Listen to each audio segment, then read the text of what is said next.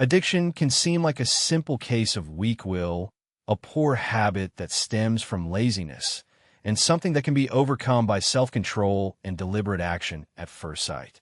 However, this perspective is severely flawed since it fails to grasp the depth of the soul's cries.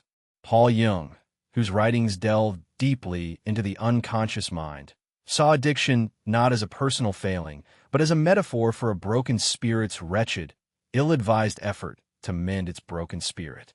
Jung identified an inner schism beneath all addictions, self-destructive behaviors, and compulsions, a chasm between the broken self and the longing for reunification with a higher power or sacred entity. Addicts, in Jung's view, are more than just weak-willed people. Their souls cut off from their own essence, yearning for communion with the divine spark that gives existence meaning and purpose. A broken spirit in search of enlightenment is all you own.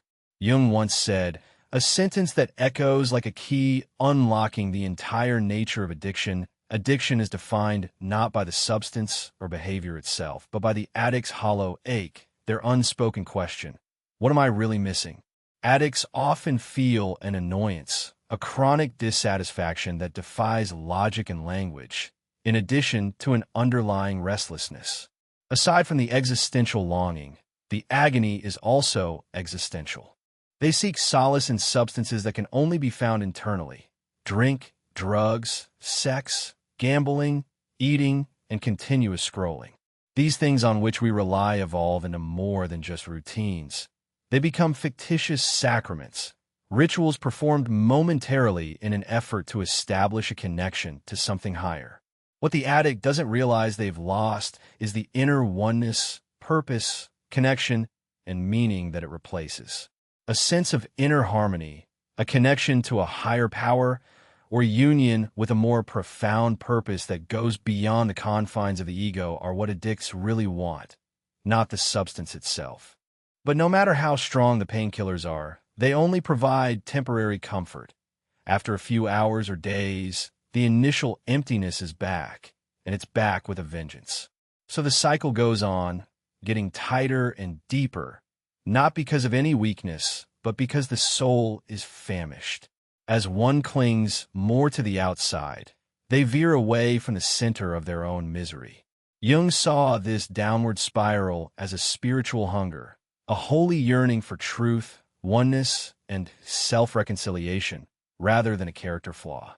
In this view, addiction is the underlying need for communion with the everlasting. Using chemicals that alter one's state of consciousness was never an informal part of ancient ceremonies. Rather, it was shrouded in ritual, guarded by myth, and supervised by wise elders. A plunge into the symbolic universe allowed one to speak with the gods. It was a portal to the divine. Today, in a desacralized world deprived of, without the framework, symbol, or soul, the contemporary addict instinctively imitates this old pattern of ritual and inner mythology. The spirit is consumed by the very thing that was designed to extend it, resulting in its collapse rather than transcendence. Man, according to Jung's warning, needs symbols, real-life representations of the divine, to help him navigate his mind. Logic alone will not do.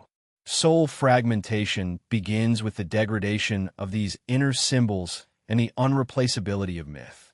Addiction is seen in this disintegration not as a moral failing, but as an incomplete rite of passage, an unsuccessful initiation, and an ill-advised effort to re-establish sanctity in a secularized society. And when the spirit is wounded, it does not bleed externally but within, desperately seeking solace in whatever it may find. So, addiction is more than just a vice or habit. It's a symbolic scream for help, a ritual done in the shadows, a last resort to fix what the mind can't handle. Addicts, seen in this way, are not weaklings but rather genuine seekers of wholeness. They may be clumsy, but their motivation to seek help is pure. This is the main reason why the foundation of recovery groups like Alcoholics Anonymous is overshadowed by Jung's writings. Bill Wilson sought out Jung not for a therapeutic formula, but for a key to the soul, something much more profound. The only true cure for addiction is a spiritual awakening, a profound inner transformation that reshapes the psychic landscape. In Spiritus Contra Spiritum, Jung responded with characteristic clarity. Only spirit can conquer spirit. Not laws, not discipline, but the birth of meaning. Not suppression, but integration. In Jung's view, addiction is not a disease that needs to be eradicated, but rather a message. A symptom of the soul's exile, a luminous signal flashing from the unconscious that calls the individual to descend, to look beneath the surface of symptoms and confront the deeper wound. The potential for transformation is inherent in it, as is the case with all genuine crises. This descent is a precious opportunity to rediscover one's lost identity, which includes more than just abstaining from substances. A return to one's inner core, to the vital flame dormant beneath years of dread, denial, and despair was what Jung had in mind when he talked about helping addicts overcome their disease, rather than a sterile notion of mending a defect. Despite the horrors they endure, addicts' pain exposes something incredible.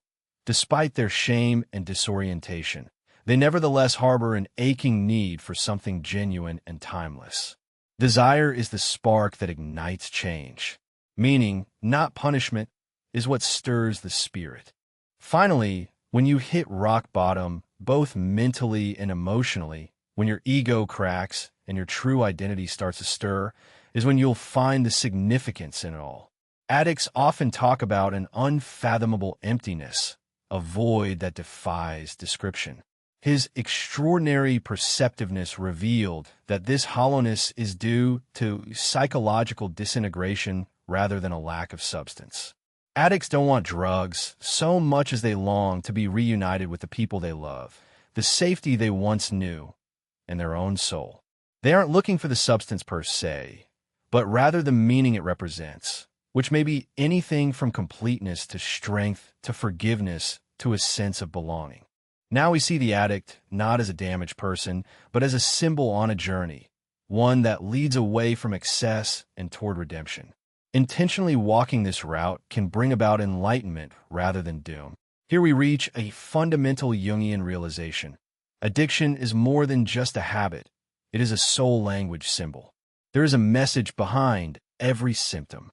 When the mind is hurt, it doesn't yell out logical arguments, but rather uses seemingly illogical behaviors, symbols, and repetitions to convey deep, hidden meaning. Instead of being a random biological event or a result of a lack of self-control, addiction is a psychic message, a coded plea for harmony and integration from the unconscious, according to Jung.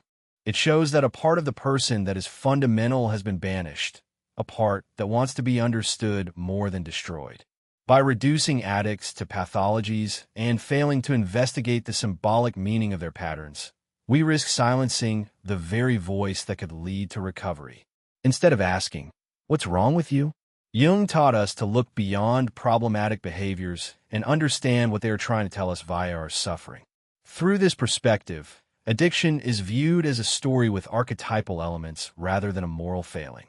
A broken spirit longing for wholeness, a hurting child trying to find a parent, and a divine hunger looking for earthly alternatives. A need that has been suppressed for a long time hides beneath the surface of the self-destruction, a truth that has been forgotten. According to Jung, ignoring this desire is the same as denying the addict's humanity. He brings up the point that substance conduct is only the outward sign of something deeper going on, and that the wound is where light gets in. Within is where the real labor is. One addict seeks in the outside world is frequently a mirror image of what they had to give up within. As a result, addiction is no longer only a trap. It's also a compass, although a flawed one. Rather of pointing toward joy, it indicates a need that has not been met, a completeness that has not yet been attained. A spiritual awakening, a reunion with one's own holy core, is what this song is yearning for. However, instead of falling into humiliation, one should delve into research in order to answer this scream. No longer is the query, what causes your addiction? But what are you really looking for under all this suffering? Confronting the face of the shadow means repeatedly reaching for relief from something you don't comprehend or feeling possessed by an inner force that moves without your consent. According to Jung, the shadow is not bad, but rather all the parts of ourselves that we choose to ignore. Such things like the overlooked and forgotten, unresolved desires, deep-seated pain, and base instincts are all part of what we consider to be unacceptable. We reject these not because we find them evil, but because they pose a danger to our identity, our ability to adapt, and our very existence. What remains in the unconscious, though, undergoes transformation rather than complete erasure. It finds other ways to manifest itself when it is not consciously welcomed, such as through compulsion, yearning, or breakdown. The paradoxical gateway to awareness, however, is within that fall, because when faced with bravery and empathy, the shadow stops sabotaging and starts serving. Addiction is a mask that the darkness frequently uses. It is not a sign of immorality, but of deep psychological discord. An internal struggle is at the foundation of all addictive behaviors. On the one hand, we have the persona, that exterior mask that aspires to be in charge, successful, accepted, and complete. On the other side, there is the damaged landscape of the mind, which contains suppressed anger, long-forgotten sadness, and wordless anguish. The addict tries to dull or suppress this hidden pain rather than face it. However, as we learn from Jung, the shadow cannot be cast forth without repercussions. Repressed feelings and thoughts do not go away. Rather, they resurface with a vengeance and a strong desire to be acknowledged. When we don't pay attention to it, it seeps into our actions, in times of weakness, in choices that hurt ourselves, in behaviors that no one understands. The addict's tendency to misjudge their adversary compounds the pernicious nature of this fight. The drug, the temptation, or the outside world they think is the enemy. However, the real struggle lies within, a subtle struggle between the aspect of one's being that wants to let out the hurt and the aspect that is afraid of judgmental love and unable to let go of it. Anxiety, a knot of unease that eats away at one's spirit and undermines their feeling of calm, is the result of this internal conflict. The void frequently persists even after the drug has been extracted, not because the drug habit is still there, but because the real wound has not been addressed. Irritability, melancholy, and disorientation continue. The substance, the pattern of conduct, or the habit was never the cause. Rather, it was a mask for a more fundamental need. As a result, the shadow takes on new shapes: excessive work, sex, food, drugs, and compulsive scrolling. The object undergoes a transformation.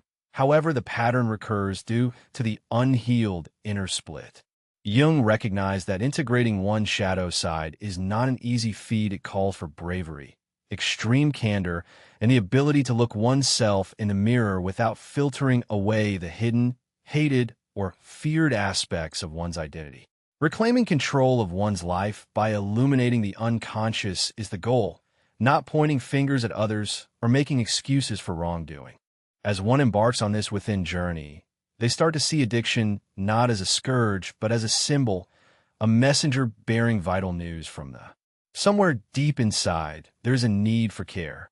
Something desires to be understood, not repressed. Rather than denying responsibility, this viewpoint emphasizes its depth.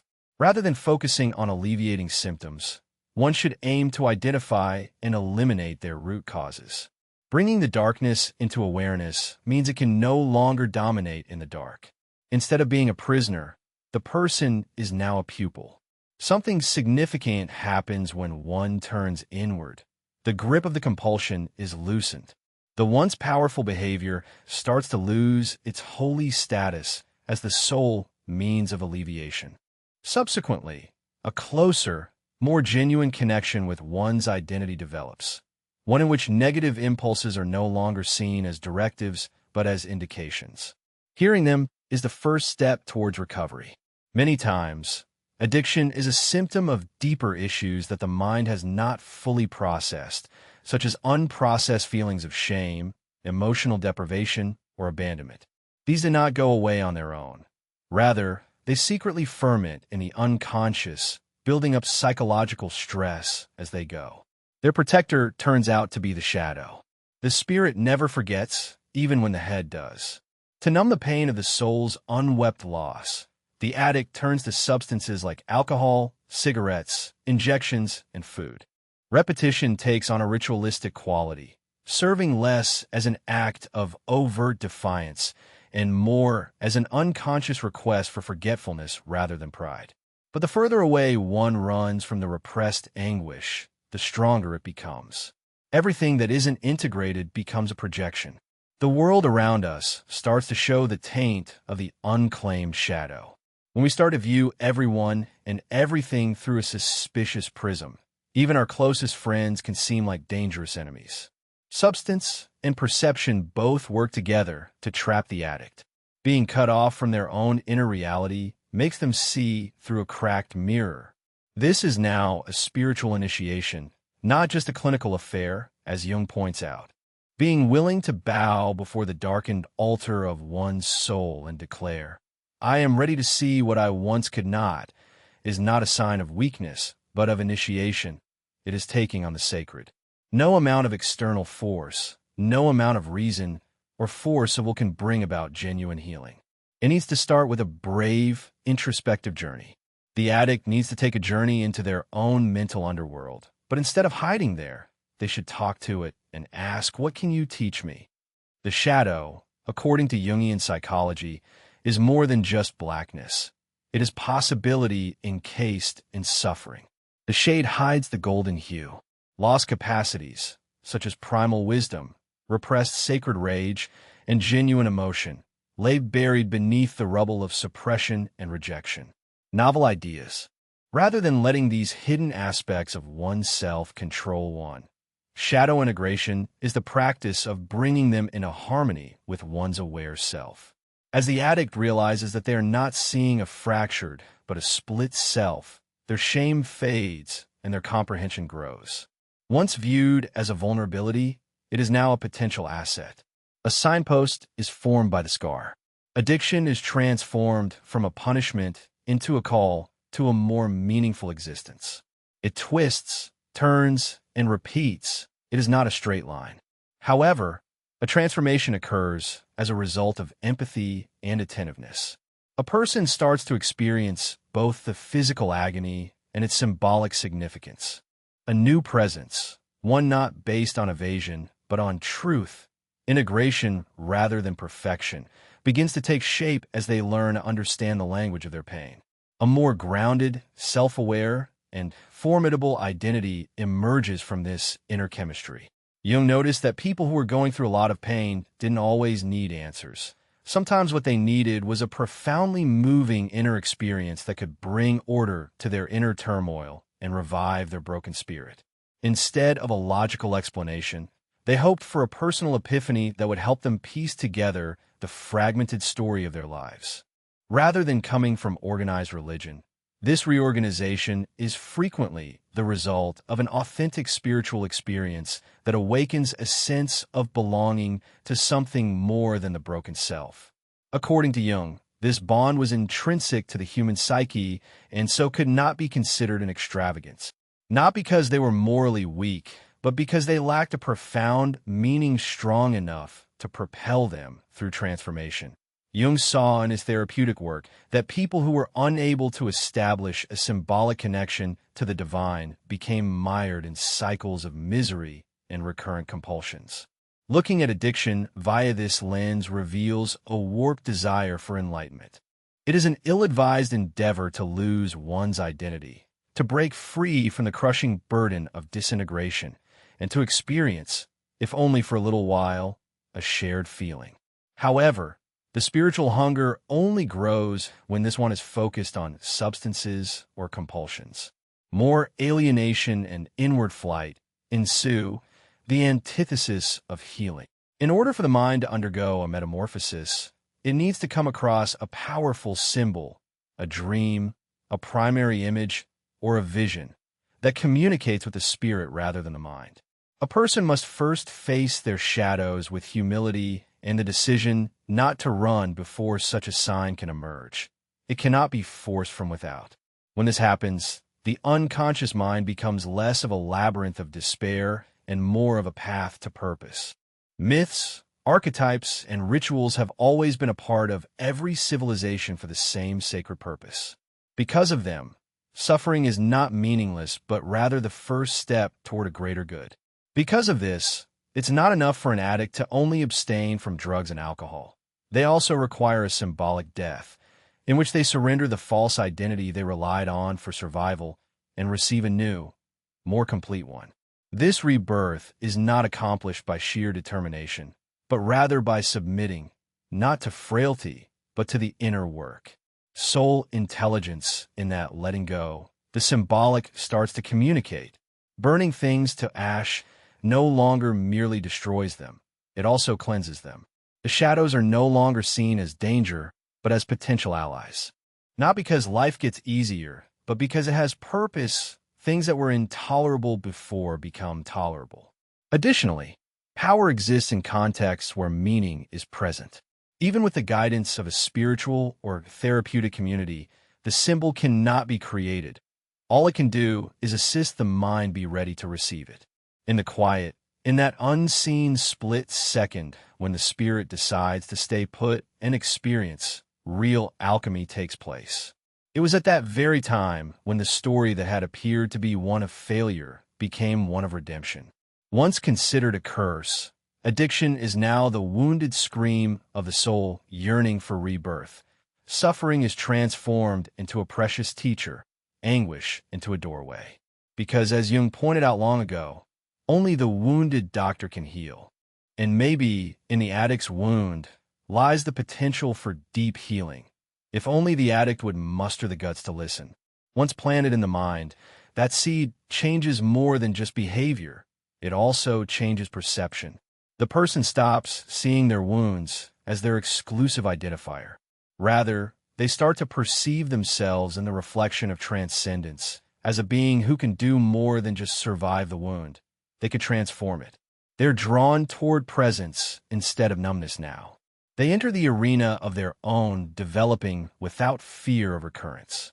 And in this holy communion with life, pain is transformed from a kind of punishment into an experience of initiation. Rather than being a passive character confined to repetition, the addict takes control of their own narrative, which is a path toward completeness that takes them into darkness rather than away from it. The dark becomes a guiding light rather than a terrifying foe during this metamorphosis. Suffering turns into knowledge.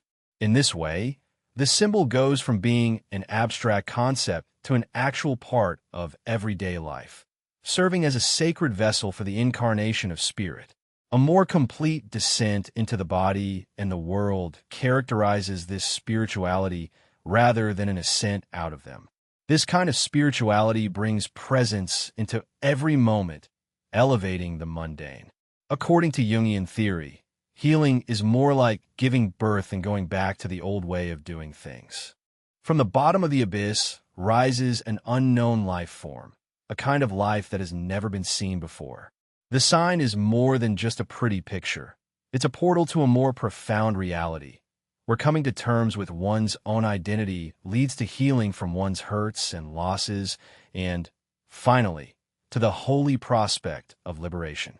Life shifts from a focus on avoiding to one on being alert after the symbol has germinated in the soul.